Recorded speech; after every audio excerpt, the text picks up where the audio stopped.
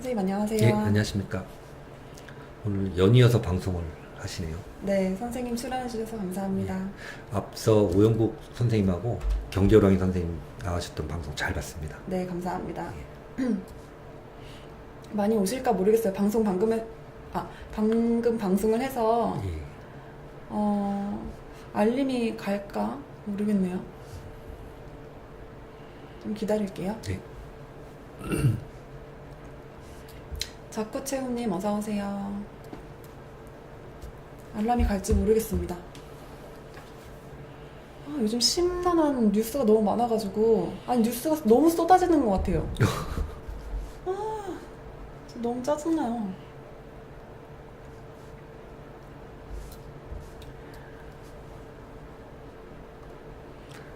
알림이 아마 안 간 건가요? 알람 가는지 여러분 좀 말씀 좀 해주세요. 알람 혹시 안 오시는 분들은 구독 취소하셨다가 다시 누르면 된대요. 그래도 오고 계세요. 예.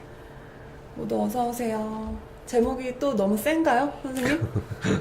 우리 또 노란 딱지 붙는 거 아니에요? 어떻게 된 거예요, 선생님? 네, 여러분 어서 오세요. 대한민국 국가에서 앞으로 그 노란색은 아예 없애버려야 돼요. 저도 너무 싫습니다. 예, 저도 제일 원래 좋아했는데. 신호등도 노란색 신호가 제일 짜증나잖아요. 가라는 건지 말라는 건지. 뭐 말라는 걸로 인식을 하고 있긴 한데요. 적당히 하라는 예. 건가? 네, 많이들 이제 오셨는데 다시 인사드리겠습니다. 안녕하세요. 대한민국 이대로는 안 된다. 이한방송 이한쌤입니다. 오늘은 중요한 몇 가지 안보 뉴스를 전해드리고자 합니다. 오늘 주한미군 사령부는 기지 이전 프로그램이라는 입장문을 냈습니다. 한국 정부가 요구한 26개 미군 기지 중에 15개는 이미 비어 있어서 언제든 반환이 가능하다라는 다소 쓸쓸한 입장문이었습니다. 미군이 대한민국에 왜 이렇게 미군 기지를 많이 가지고 있으며, 그리고 또 반환해달라는 문재인 정권의 요구는 한미관계 역사를 아는 사람들이 볼 때 어떤 그림으로 보여질 것인지 장우석 선생님과 말씀 나눠보도록 하겠습니다. 예. 안녕하세요. 감사합니다. 참 말씀 잘하셨는데요. 쓸쓸한 느낌이라고 하셨는데 저는 쓸쓸하기도 하면서 무척 씁쓸한 뉴스였어요. 네. 여러분, 대한민국의 미군 기지가 왜 이렇게 많나라고 생각하시는 분들이 계시지만, 여러분들 대한민국의 미군 기지가 왜 이렇게 많을까요? 미군들이 땅덩어리가 좁아서 훈련장이 없고 시설이 없어서 대한민국 같은데 26개씩 갖다 지어놨을까요? 예, 아닙니다. 6.25 전쟁 때 스탈린의 지령을 받은 김일성의 남침에 의해 대한민국과 같이 북계 괴뢰군과 맞서 싸운 미군들이 썼던 흔적이고, 흔적임과 동시에 앞으로도 북계의 남침에 대비해서 한미 연합 전력을 굳건히 유지해 왔던 기반이 되는 지역들이 26개 지역입니다. 네. 물론 지금 뭐 평택에 미국 본토 밖에 가장 큰 미군 기지들 건설을 해놨고, 또 아직까지 동두천 지역에 이제 미군의 전투부대가 주둔하고 있는 건 사실이지만, 예전 대한민국이 가난하고 힘없던 시절에는 북계가 언제든지 남침을 해서 대한민국을 3일 만에 점령해버리겠다는 으르렁거리던 시절, 우리는 세계 최강의 미국 군대와 연합작전을 함으로써 저렇게 북계의 대남 무력 도발 위협을 막아내면서 우리들은 열심히 일했고 열심히 공부해서 오늘날 찬란한 10대 세계 경제 강국을 만들어 놨습니다. 가정에서 자식들을 가리키는 것을 가정교육이라고 하듯이, 한 국가라는 공동체에 속해 있는 국민들을 교육하고 가리키는 것도 역시 좋은 아시나 정치권일 수밖에 없어요. 특히 네. 한 나라의 모든 대표하는 권한을 가진 대통령이라는 자리에 있는 사람은 재임하는 기간 혹은 그 이후 동안 국민들의 정서라든가 정신, 그다음에 국가관 이런 것들을 총괄 책임지는 교육자의 위치라는 것도 부정하실 분이 많지 않을 텐데, 오늘 저런 미군의 기지 반환 요구에 대한 미군 사령부의 성명서를 딱 보면서 느낀 생각은, 물에 빠진 놈 건져주면 보따리 내놓으라고 따진다더니 문재인 정권이 딱 대한민국 어리석은 국민들에게 이런 것을 가르치고 있구나라는 생각이 딱 들어왔어요.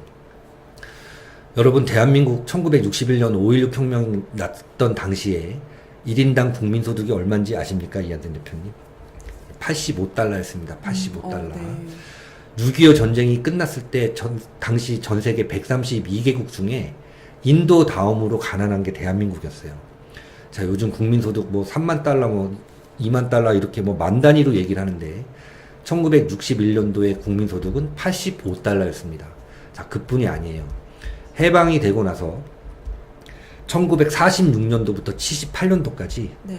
미국이 대한민국에 해준 경제 원조와 군사 원조 두 가지가 있는데 경제 원조 총액은 얼마일까요?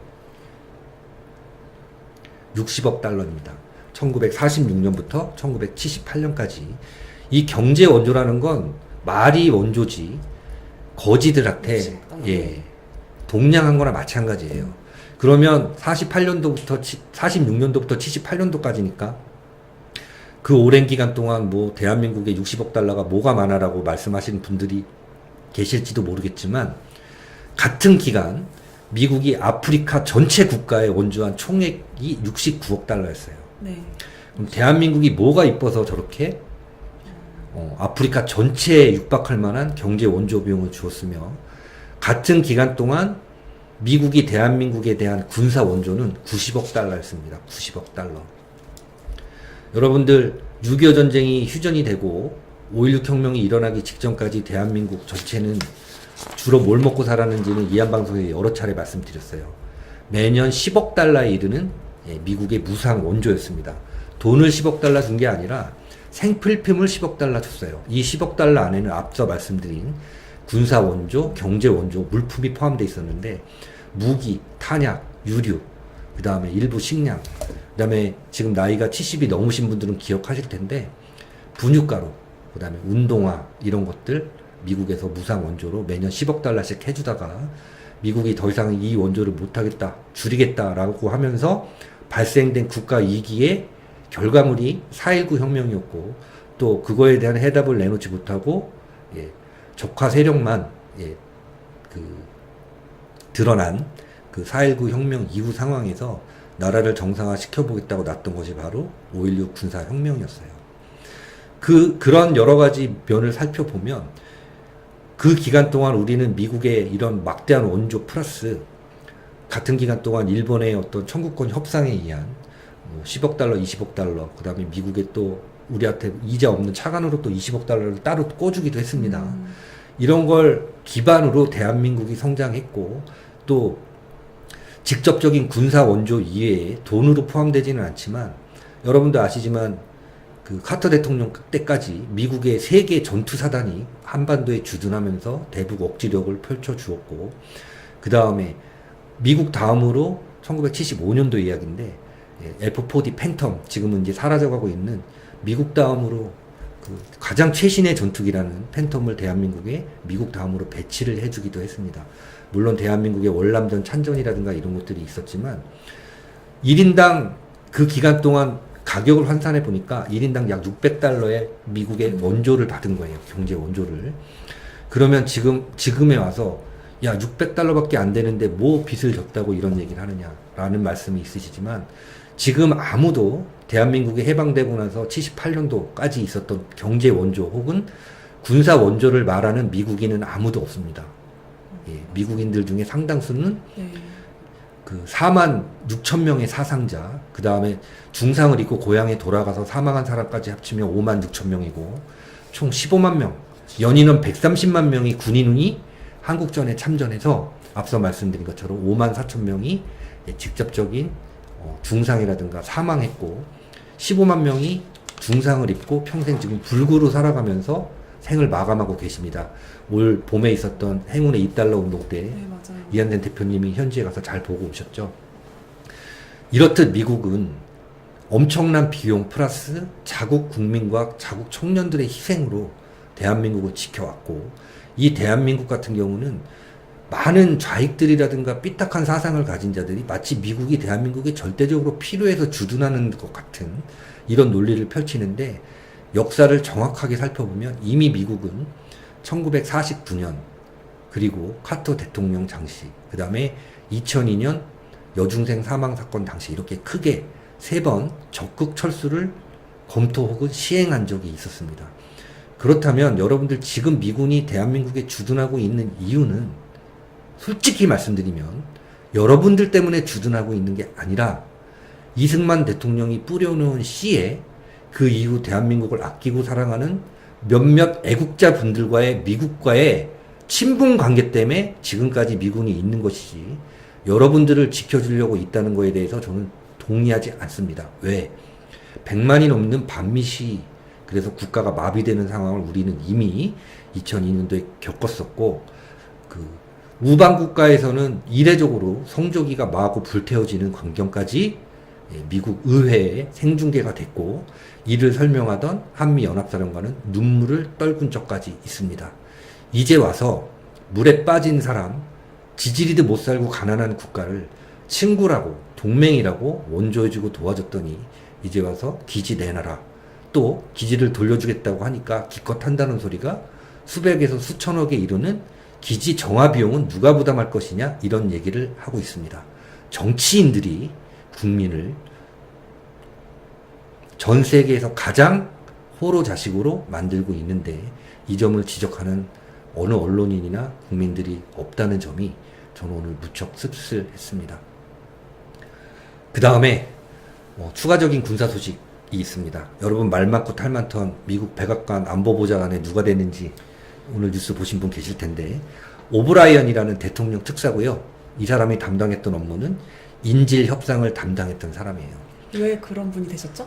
첫 번째는 이 사람은 이제 폼페이오 국무부 장관하고 이제 몇 년간 손발을 맞춰서 일했던 사람이고, 그, 인질 협상이라는 것 자체가 적진내에 들어가서 네. 혹은 적들과 단판을 짓는 역할이기 때문에 굉장히 대담하고, 그 다음에 뭐 배짱도 있어야 될 것이고, 이제 머리도 샤프하고, 어떤 화술이 있어야겠죠.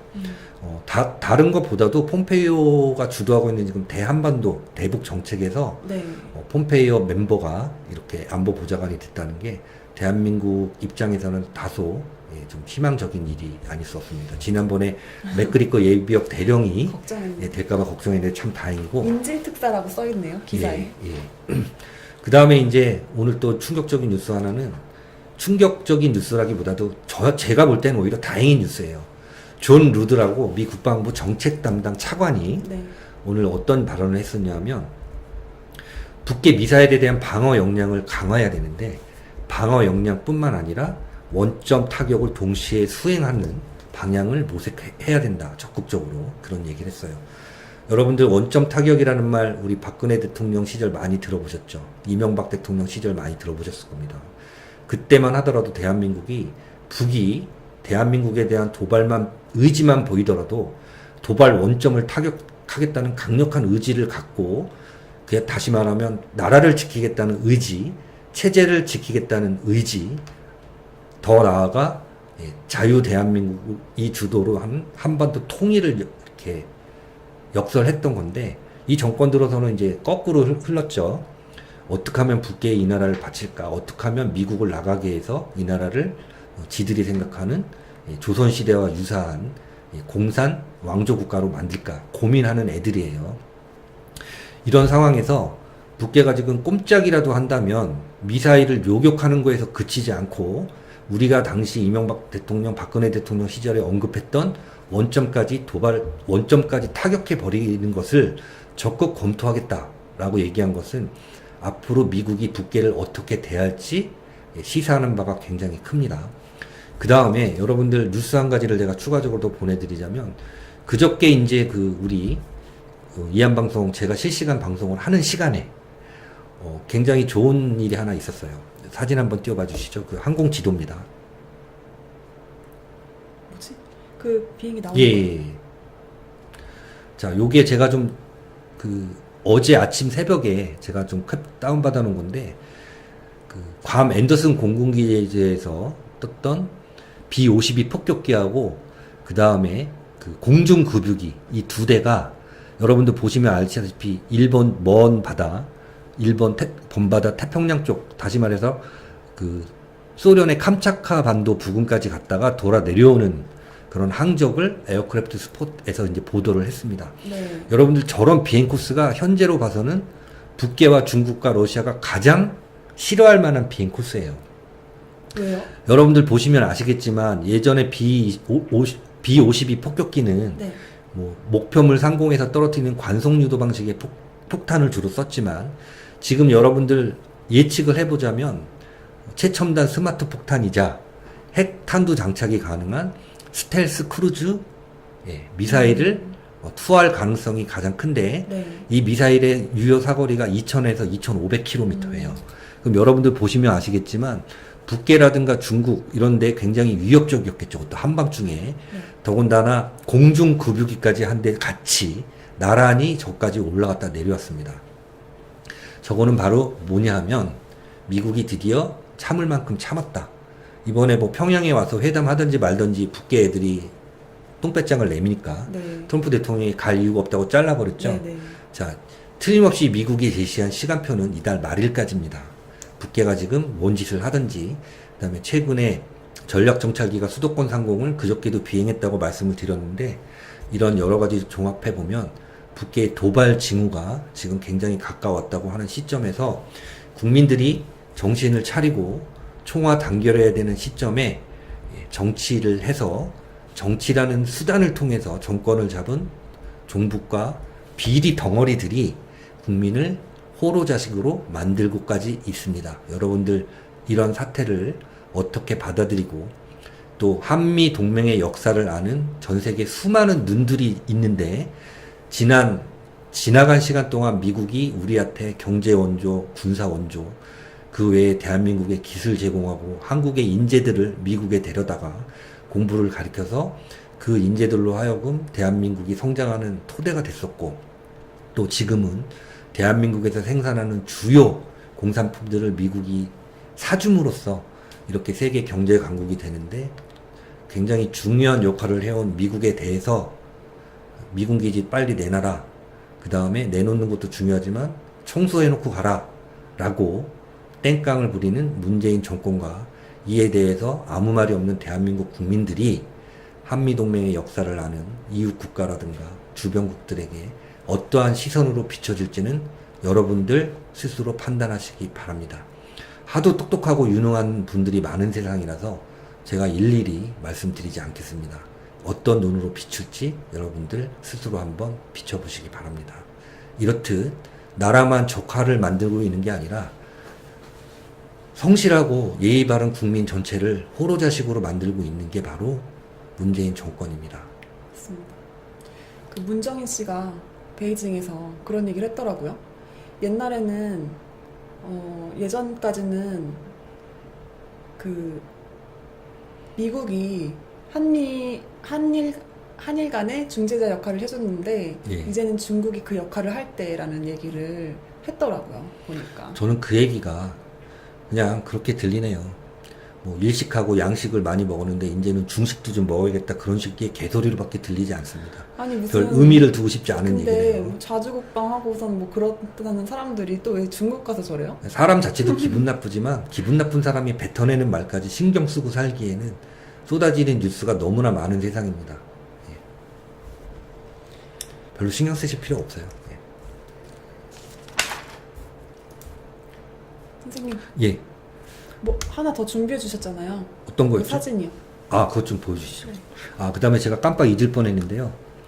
RS-OI라고 해서 그 전시에 미군 물자가 이제 대한민국에 증원되는 그런 훈련이 있었어요. 근데 이제 여러분 아시다시피 북계를 자극하지 않는다는 이유로 이런 한미 연합작전이 지금 중단되고 있죠, 2년째. 네.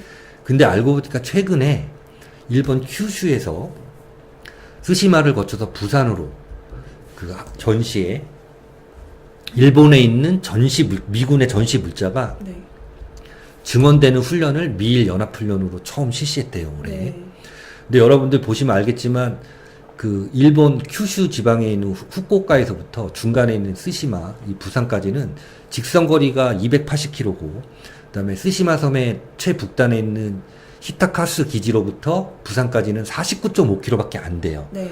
부산의 높은 지역에 올라가서 보면 날씨 맑은 날은 저 스시마 섬이 보일 정도죠.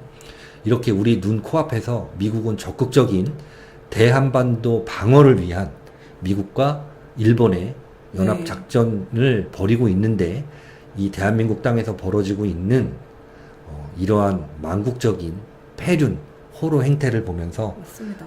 역시 쓸쓸함을 느끼고 있습니다. 이 훈련이 3월까지 진행되다가 3월에 이제 폐지가 됐다고 하는데 그러니까 한국이랑 같이 했던 이게 작전이잖아요. RSOI 훈련이라고 근데 해서요. 어떻게 이렇습니까? 뭐 미군들하고 훈련하는 거 질색이고 미군들 나가줬으면 하고 쓰던 기지 빨리 내놓으라고 땡깡 놓고 물에 빠진 놈 꺼내서 네. 먹여주고 살려줬더니 이제 와서 이제 뭐 내놔라 하고 있으니까 짜증나. 앞서서 말씀드린 것처럼 이런 폐륜 정권이 들어서니까 국민 전체를 세계적인 호로 자식으로 만들고 있습니다. 호로 자식 소리를 들을 국민이 될 것인지 아니면 우리가 사대주의적인 게 아니에요. 옛날에 도와줬으니까 은혜를 갚자는 것도 아니고 다만 어려울 때 도와줬던 감사의 마음을 갖자고 또 그런 감사의 마음이 있다면 이딴 식으로 무례하게 행동하거나 호로자식 같은 행동하면 안 되는 게 대한민국이든 미국이든 지구상에서 있어서는 안 되는 인간으로서의 도리입니다. 인간으로서의 도리. 여러분들 젊은 친구들 혼례할 때 보통 주례 선생님이 어떤 얘기 많이 하세요? 뭐 신부 누구, 신랑 누구는 엄한 부모 밑에서 엄격한 가정교육을 받았다고 많이 자랑을 합니다. 주례 분들이. 대한민국 국민들 그렇게 엄한 부모 밑에서 엄격한 교육을 받고 대한민국 국민으로서 성장했다고 지금 자신있게 말할 수 있는 분 몇 분이나 되세요. 폐륜 정권으로부터 호로자식 교육을 받은 우리 국민들 외국에 가서 공부 좀 하게 해주세요. 일 좀 하게 해주세요. 라고 말할 자신이 있습니까? 이제는 말로만 할 게 아니라 우리가 직접 끄집어 내던지 이 대한민국의 불행한 역사에서 영원히 지워버리지 않으면 대한민국은 전 세계에서 영원히 호로 국가, 호로 국민들로 남게 됩니다. 네. 아까 그 선생님 보내주신 마지막 자료를 보니까 뭐 갑자기 이런 얘기가 생각나요. 나 없으면 안 돌아갈 것 같지만 너 없어도 잘 돌아간다고들 하잖아요. 예. 근데 우리가 맨날 그런 생각들을 하고 너무 경솔하지 않았나 싶어요. 지금 이제 뭐 미군 철수 얘기들을 하시는 분이 계신데요. 미군 철수하는 것보다 북괴가 붕괴하고 문재인 정권이 타격받을 가능성이 훨씬 높아요. 미국이 철수하는 경우의 수보다 그 시간보다 북괴가 붕괴하고 문재인 정권이 붕괴할 개연성, 가능성, 실현성이 훨씬 높아요. 그럼 여러분 미군 철수를 염두에 두고 있지도 않을 미군 철수를 염두에 두고 대비를 하시는 게 낫겠습니까? 아니면 우리에게 지금 다가올 지금 아까 보니까 경제라인 선생님도 블랙홀이 한층 강화된다는 말씀 하시던데 우리에게 다가올 지금 문재인 정권 보세요. 뭐 오늘도 터져나온 뉴스 보세요. 저 문재인의 신복이라는 조국이라는 사람이 어떻게 살아왔는지 여러분들 잘 보고 계시잖아요. 북핵 문제 북괴가 대한민국을 뭐 완전 초토화시켰다고 미사일 쏴대고 핵실험하는 것도 눈 하나 깜짝 안 하지만 자기 자식 교육 손해봤다고 생각하면 격분하는 국민들이잖아요. 근데 여기저기 이런 국민적 분노의 에너지를 다 갈기갈기 찢어서 흐지부지 유세판으로 만들려는 것을 경계하지 않으면 대한민국은 얘네들이 원하는 대로 은혜와 고마움을 모르는 호로국가, 호로국민 됩니다. 선생님, 네. 저 이한방송이 예. 이번 집회 참가를 좀 하고 싶은데 선생님 함께 해주실 거죠? 여러분들 아까 저도 방송을 이제 거의 들었는데 저는 사실 뚱딴지 같이 웬 10월 3일 날 갑자기 저렇게 큰 집회를 하나 의문을 갖고 있었는데 여러 가지 생각 끝에 뭐 아까 오영국 대표님 말씀하신 거 경제호랑이 선생님 말씀하신 거를 종합하면 쟤네들이 어떤 판을 벌리든 간에 우리도 나가서 우리 목소리를 내야 되겠다고 생각을 하는데 여러분들 어떻게 생각하세요? 그럼 나중에 댓글로 달아주시면 감사하겠습니다. 예, 여러분들에게 묻겠습니다. 여러분들이 나가서 우리가 만든 플랜카드 우리의 목소리를 내자 하신다면 저도 기꺼이 나가겠습니다. 근데 가고 싶은 곳은 없어요. 어디로 가게 될지는 여러분들 댓글이라든가 이런 걸 통해서 결정하도록 하겠습니다. 선생님 그리고 제가 이한방송을 운영하면서 대표로서 한 말씀 드리고 싶은 게 있어요. 선생님 말고 이제 너무 짜증나서 요즘 노란 딱지 때문에요. 다른 게 아니고 노란 딱지도 짜증나는데 이제 선생님께서 이런 선생님 머릿속에 있는 이야기들이랑 선생님의 삶의 지혜를 굉장히 고민을 해서 진짜 어렵게 방송을 해주시는 건데 이걸 싹싹 베껴가는 사람들이 있어요. 근데 이게 더 너무 화가 나는 거예요. 노란 딱지보다 더. 우리가 방송을 하면 그 다음날 바로 기사에 나오거나 다른 방송에서 바로 나오는 거예요. 그 얘기가. 아, 열받아 진짜. 그리고 어떻게 방송에서 다룬 그 사진까지 딱 가져가가지고 그대로 그렇게 쓰지? 그리고 그것도 우리 편도 아니에요. 그래서 너무 얄미운 거 저도 있죠. 이제 몇 개 네가 했던 얘기 딴 방송에서도 하더라라는 방송을 이제 누가 보내줘서 봤는데, 저는 여러분도 아시겠지만 학부도 간신히 나온 사람이에요. 공부를 못해서. 근데 배웠다고는 분들이 이제 우리 방송에 뼈대를 가져다가 굉장히 멋있는 용어와 영어를 덧붙여서 근사하게 포장하면 저희는 굉장히 초라한 느낌을 받게 됐더라고요. 뭐 그렇죠. 어쨌든 간에 저는 목표가 이 대표님하고 좀 속상하시겠지만 저는 이렇게 내용을 널리 알리고 싶은 마음이 더 크니까 조금 네. 참아주시기 바랍니다. 네. 다음 달엔 네? 제가 조금 저 삭감해서 지금 받을게요. 딴 생각하고 있어요. 아, 지금 출연료를- 그것 때문에 열이 받아가지고. 출연료를 제가 좀 삭감해서 아니 받도록 선생님 하겠습니다. 출연료가 제일 우선인데 월세랑 출연료가 제일 우선이거든요. 근데 여러분 진짜 지난번에 방송 때 방송하고 나서 후원해주신 분들 계신데 정말 감사합니다. 진짜 큰 힘이 됩니다. 그 노란 딱지라는 게 광고 수익이 안 나는 게 문제이기보다 저는 그렇게 생각해요. 이 중요한 얘기를 이 영상이 노출이 안 되니까 전하는데 한계가 있는 거더라고요. 이게 노란 딱지가 붙으면 붙을수록 그 영상들이 안 보여지게 된다는 거예요. 제가 열심히 공부했거든요. 그리고 지난번에 댓글 보니까 1시간이나 광고를 1시간짜리를 다 봐주셨다는 거예요, 그날. 근데 사실 지난번 방송 또한 노란 딱지가 붙었어요. 네, 노란 딱지만 붙은 게 아니고요. 이제 노란 딱지가 붙으면 이의 제기를 할 수가 있어서 이 대표님이 이제 저한테 보여주셨어요. 보면. 이의 제기는 다 했죠. 네, 이의 제기를 했는데도 불구하고 이 영상은 절대로 광고가 붙거나 수익 창출이 안 된다라고 메일이 결론을 왔는데 내려버리면 그게 끝이라고 그러더라고요. 네, 그렇게 된 게 한두 개가 아니에요. 몇십 개거든요. 어쩌면 우리는 이제 유튜브라는 플랫폼보다도 사실 그렇잖아요. 이제 우리 식구들끼리 다만 100명이 보더라도 폐쇄망으로 가야 되는 게 맞지 않나라는 저는 생각을 하고 있어요. 아니 제가 고민 좀 해보겠습니다, 선생님. 예. 저 지금 너무 화가 났으니까요. 예.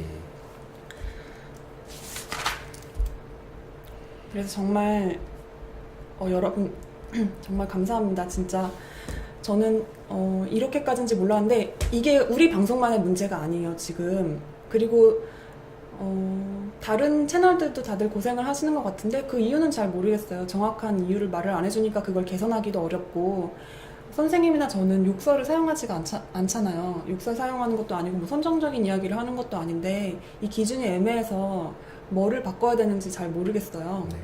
근데 어쩌면 왜 저번에 이 대표님이 보여주신 뭐 좌파들 보는 SNS 같은데 네네. 우파 공격 리스트를 쫙 해놓고 여기 가서 그 신고해라 이런 9월 달에 그거 많이 봤는데 올라왔어요, 그게.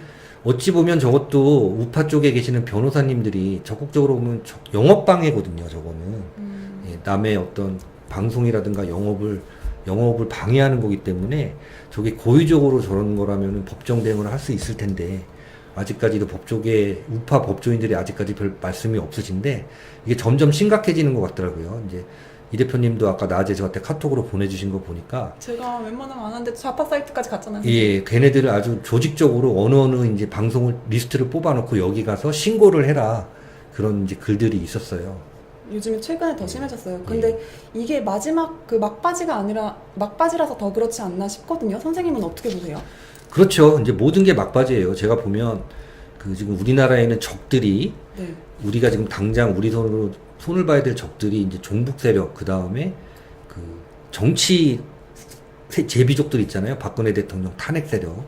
이것들을 초토화시키고 난 다음에 이제 얘기를 해야 되는데 얘네들이 지금 포괄적인 위기감을 가지고 있으니까 여기저기 그냥 뭐라 그러나요? 페인트 칠을 마구 해대고 있어요. 그 과정이라고 봅니다. 구글이라는 데도 뭐 정의를 행하는 곳이 아니라 돈을 벌어야 되는 기업이다 보니까 뭐 로비도 있었을 수 있고, 또 얘기를 들어보니까 인공지능으로 이제 불량 단어 같은 거를 얘네들이 아마 해놓고 그런 단어가 나오면 노란 딱지를 붙이는 것 같은데, 불량 단어도 사실은 이게 인간이 만든 주관적인 거잖아요. 예를 들면 부정적인 이미지, 얘네들이 봤을 때 부정적이라고 정하면, 예를 들면 박근혜 대통령이라든가 조국이라든가 뭐 이런 우리들이 좋아하는 몇 가지 단어들을 뭐 반복적으로 사용했을 때 이게 불량적인 컨텐츠라고 얘네들이 정해놓으면 그대로 가는 거겠죠. 왜? 로봇은 생각하는 게 아니라 프로그래밍 해놓은 대로 가는 거니까. 네, 그게 데이터가 쌓이면 그대로 바로 일단은 체크를 한다네요. 그 다음에 페이스북 같은 경우도 저도 그렇지만 짱깨라는 말 한마디 농담 우스갯소리 썼다가 저도 정지 먹은 적이 있거든요. 선생님 방금 하신 말 때문에 아마 이 영상도 노란 딱지가 되지 않나 싶습니다. 찬개. 올 한 개. 오란캐잖아요, 올 한 선생님. 올 한 우리 개. 잘해왔는데 자꾸 이럴 때마다 그렇습니다. 네. 아무튼 그런 일들이 있었는데 여러분 그래도 정말 응원 많이 해주시고 지난 방송 이후로 지난 방송도 물론 노란 딱지긴 하지만 지난 방송 때 이후로 계좌 후원 해주신 분들도 계셔서 정말 정말 감사합니다. 네. 열심히 하겠습니다. 그 다음에 임토착 애구님이 오늘 네. 본명을 밝히셨네요. 이명근 선생님이시네요. 태사님 여자분 이름이 뭐예요 하셨는데 네 이름은 뭐니? 태사님이시겠죠? 아, 저는 한샘이에요. 그리고 선생님 이거 자랑 한 번만 해주시죠. 예. 저희가 지난번에 요 카이스트 지금 대학원생이신 유서방님으로부터 받은 이 머그컵을 컵인데 선물 뚜껑도 받았습니다. 있습니다. 예. 이게 원래 저 옛날에 그 낮은 계급일 때 뭐 대대장님, 연대장님 방에 불려가면 이런 컵으로 꼭 물을 드셨던 기억이 나네요. 이런 컵은 어떤 컵이에요? 여기 뚜껑이 있는 컵. 맞아. 어르신들은 항상 뚜껑이 있는 컵에다가 따뜻한 물을 드시는 것 같아요. 소위중이 되어 있는 종이컵이었습니다. 네. 이거 마셔볼게요. 네. 유서방님 컵 정말 감사합니다. 그리고 한 가지 또 말씀드릴 게 있는데요. 이번 주에 제가 등록한 이승만 학당 그리고 박정희 아카데미가 개강을 합니다. 와. 네. 예. 근데 이제 학생이 되신 걸 축하드립니다. 네, 감사합니다. 박정희 아카데미 지금 자리가 몇 자리 남아있다고 하니까 여러분들 얼른 지금 등록하셔야 됩니다. 이한센 대표님하고 이제 그 박정희 아카데미 동기가 되실 수 있는 기회가 이제 몇 자리 안 남았다고 하니까 제가 얼마나 공부를 못하는지 아실 수 시간 있을 되시는 거예요. 분들은 불필요한 정치 집회 가지 마시고 이승만 학당이나 박정희 아카데미 가셔서 제가 이렇게 이런 얘기들 거기 가면 다 가르쳐 주거든요. 가서 네. 내실을 기하시기 바랍니다. 강사진이 어마어마한데요. 한 분이 다 가르쳐 주시는 게 아니라 되게 많은 분들께서 이렇게 알려주시기 때문에 설명은 제가 커뮤니티랑 영상을 통해서 올려놨어요. 마루치님. 저희 다른 영상에서 한번 보시면 좋겠습니다. 아마 우리 이한센 대표님이 이번에 그 이승만 학당과 박정희 대통령 아카데미를 졸업하고 나면 방송 퀄리티가 굉장히 높아질 것으로 생각을 하고 있습니다. 진짜 열심히 공부해볼게요. 근데 저는 그것보다 어디 말 잘하는데 학원에 가서 그런 걸 좀 배우고 싶어요. 말 잘하시잖아요. 그거는 그 이한센 대표님은 방송 준비할 때도 보면 무언가 끝없이 얘기를 하세요. 끝없이 먹고 끝없이 얘기해요? 네, 그렇습니다. 그리고 태산이란 분이 은근히 약간 뭐죠? 박정희는 만주군 장교 출신이죠. 훌륭한 분입니다. 했는데 훌륭함이 느껴지지 않네요. 저 발언에서는. 근데 오늘 그냥 박정희는 태사님 친구가 아닙니다. 대한민국 국부십니다. 박정희 대통령 각합니다. 근데 오늘따라 이제 안 보이시던 분들, 새로 오신 분들이 좀 계신데요. 그냥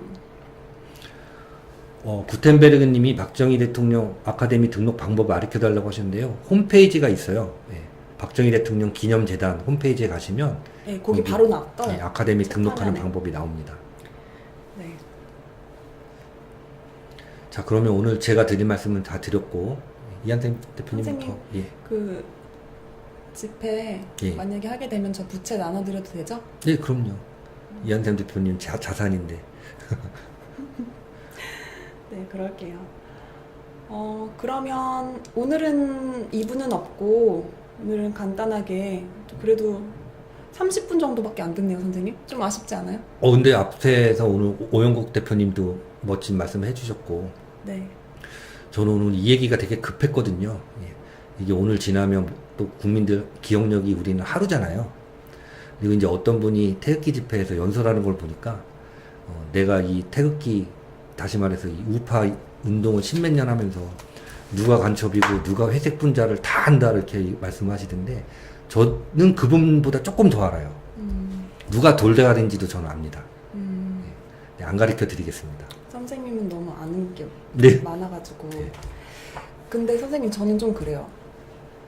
그 시민운동이라는 게 탄핵부터 시작된 게 아니잖아요. 그 그렇죠. 전부터 있었잖아요. 네. 근데 이게 보수들의 시민운동이 이렇게 탄핵으로 인해서 긍정적인 효과도 있지만 부정적인 것들도 있지 않나 싶거든요. 근데 이제 시민운동이라는 용어 자체가 네. 국가가 예를 들어서 정상인 경우에 뭐 여러 분야에서 시민운동이 이제 관제운동이 아니라 시민들의 자발적인 운동으로 표출되는 게 시민운동인데 솔직히 말씀드리면 지금은 시민운동 할 만큼 여유 있는 상황이 아니라 나라가 종북 세력 때 지금 나라가 붕괴되는 상황에 지금 전투 상황이에요. 전투 상황. 어떻게 보면 예전에 의병이나 그다음 6.25 때 당시에 그 괴뢰군과 싸우던 그런 상황이 지금 2019년 버전으로 펼쳐지고 있어서 우리 눈앞에서 시신이 실려가고 뭐 건물이 붕괴되는 게 안 보여서 그렇지 지금 국가의 정체성과 국가를 지키려는 분들과 파괴해서 북에 넘겨주고 다시 왕조로 회귀하려는 자들의 지금 끊임없는 갈등 또 그 사이에서 그런 것도 아니면서 어떻게 하면 자기가 대감직을 계속해서 유지할 수 있을까 하나만 보고 양쪽에 몸을 파는 흔히 말하는 이런 사람들 정치인이라고 하는데 이런 자들이 지금 좁은 컵 속에서 진흙탕 싸움을 하고 있으니까 우리까지 지금 초라해 보이는데 여러분들 싸우고 있는 건 시민운동 차원이 아니에요. 제가 볼 때는 무기를 사용하지 않았을 뿐 이제 내전입니다. 내전. 네. 그렇습니다. 언제 이게 마무리될지 모르겠습니다. 곧 그런 날이 왔으면 좋겠어요. 그 언제나 그렇듯이 대한민국은 전 조상 때 무슨 그렇게 좋은 일을 했는지 모르겠지만 그 일제시대 때 해방도 미국의 원자폭탄 2방으로 맞았고 해방된 이후 46년부터 78년도까지 아까 말씀드렸죠. 민간 원조 60억 달러, 군사 원조 90억 달러, 그 다음에 중간에 한일 국교 정상화되는 과정에서 또한 20억 달러가 넘는 돈을 가지고 지금 이렇게 한 건데 국가 운명인가 봐요. 이번에도 우리가 할 수 있었던 시간, 기회 다 놓치고 이제 미국만 쳐다보고 있는 상황인데 미국이 잘해주고 있어요. 제가 볼 때는 우리가 못하는 거지. 근데 좀 진도를 맞췄으면 하는 바람이 있습니다. 네. 미국만큼 앞장서지는 못할 망정 미국이 가고자 하는 다른 방향으로들 가서 설치고 계시는데 미국만큼은 아니더라도 거꾸로는 가지 말고 왼쪽으로는 가지 않았으면 좋겠어요. 근데 제가 아까 어떤 우리 애청자분이랑 네. 통화를 했거든요. 네네. 그때도 제가 말씀드렸는데 저 왠지 느낌이 너무 좋아요. 저도 요새 느낌 좋아요. 꿈자리도 계속 좋고요. 최고예요, 예, 진짜. 예. 그래서 뭔가 정말 좋은 일이 일어날 것 같습니다. 네. 선생님. 아 근데 저 진짜 이번엔 대박이에요. 네. 선생님, 그럼 오늘 여기까지 할까요? 네. 오늘 멋진 창창 정창욱 박사님이 아까 입장을 해주셨는데 지금 계신지 모르겠어요. 내일 영상의 주제가 주일미군, 주한미군이라고 하셨거든요. 네. 근데 우리 방송에서는 잠깐 아까 말씀드린 거라서 내일 정창욱 박사님의 제목은 모르겠어요. 주일미군, 주한미군 관련한 그 영상을 많은 시청 부탁드립니다. 네. 그리고 선생님, 정창욱 박사님한테 모자 받으러 가야 되는데 같이 가시죠. 조만간 정창욱 박사, 멋진 창창욱 이제 또 방송을 같이 한번 해야죠. 아직 계시대요. 슈퍼챗 되시나요? 멋진 창창 방송? 주일미군과 주한미군의 비교를 알려드린다고 하시네요. 네. 네, 저는 모자 이제 준비되어 있다. 간단하게 언급한 적이 있었는데 네. 어떤 굉장히 구성에서부터 그 합동 체계 이런 거를 아마 구체적으로 설명할 것 같습니다. 멋진 창창 방송 내일 참고해 주시기 바랍니다. 네. 멋진 창창 박사님 슈퍼챗 안 되고 노딱이라는데요? 일단 그건 그때 가서 뵙겠습니다. 지난 방송이 중간에 갑자기 끊어졌어요. 마지막에 그 네. 슈퍼챗 주신 분들 제가 말씀드렸던 부분이 다 삭제가 됐더라고요. 오늘은 꼭 드려야지. 오늘 노력하면 성공한다님, 양준원님, 이정민님, 호주님님, 모니카씨님, 백영진님, 혜원킴님, 핑크도야지님, 이미애님, 조여사님, 임영금님, 라이프 연구소 길님, 아주빌랑 란트송님, 시암님, 성세이름님, 마루치님, 바르게 살자님, 아바휘연님, 라이프 연구소길님, 리주연님, 김거만님, 제규어 타이거님 정말 감사합니다. 감사합니다.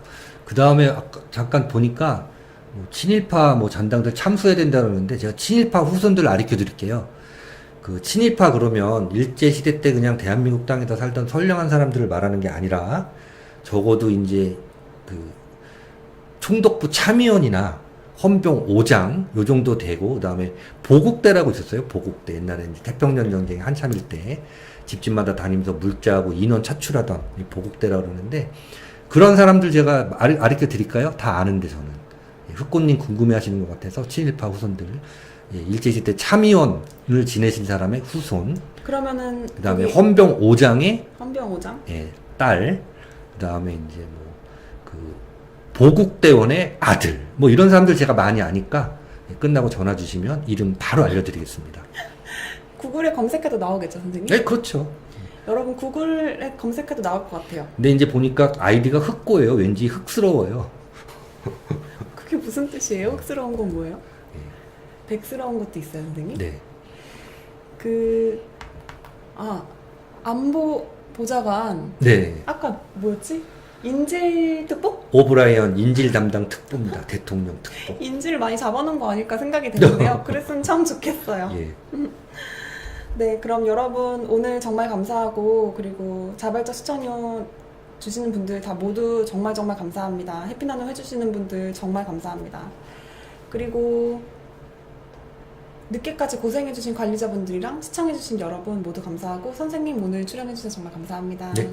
그 일제시대 때 태어나서 공부 열심히 해서 일본의 대학이나 육사에 진출한 분들은 친일파라고 하면 안 돼요. 공부 열심히 하신 분인지.